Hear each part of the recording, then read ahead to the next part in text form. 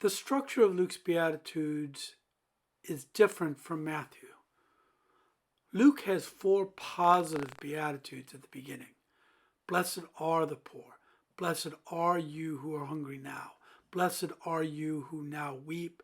And blessed are you when people hate you now. But then Luke has 4 woes that parallel the positive Beatitudes. Woe to you who are rich. Woe to you who are filled now. Woe to you who laugh now. And woe to you all who people speak well of you. So you have 2 sections that balance each other. Poor, rich, hungry, filled, weeping, laugh, those who hate you, those who speak well of you. But each woe has a future consequence as opposed to the blessings which are current. So each woe has a future consequence. Those of you who are rich, you've already received your consolation. Those of you who are filled now, you will be hungry.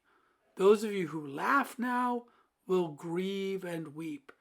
And for those who people speak well of, their ancestors treated the false prophets just in the same way.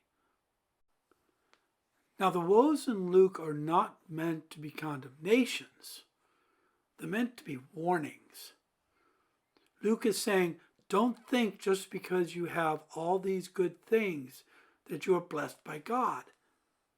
Because you may not be blessed if you are not living the way a disciple of Jesus is called to live.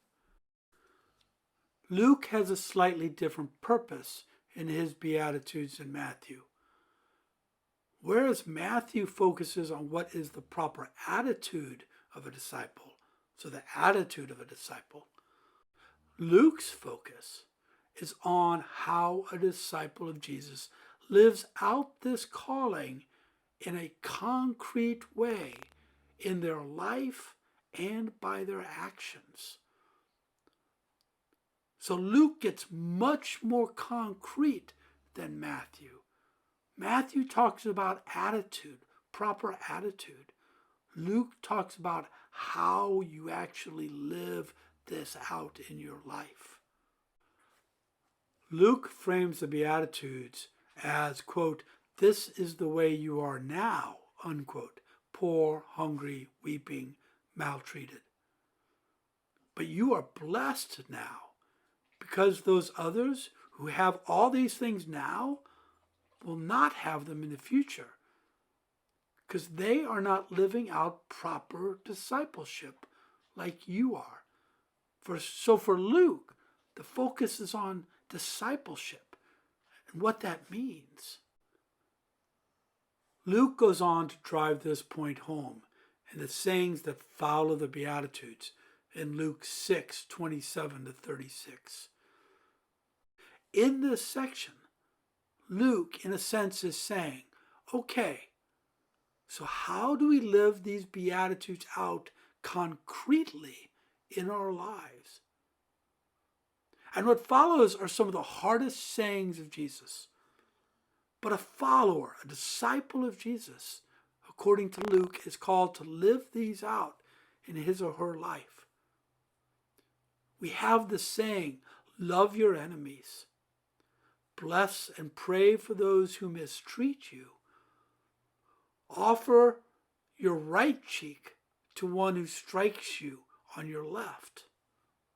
Give your tunic or your shirt to one who takes your cloak or your coat. And the golden rule, do to others as you would have them do to you. These are Luke's rules of discipleship. If you call yourself a follower of Jesus, then this is how you are to live. So when Luke puts in the woes, again, they're not condemnations.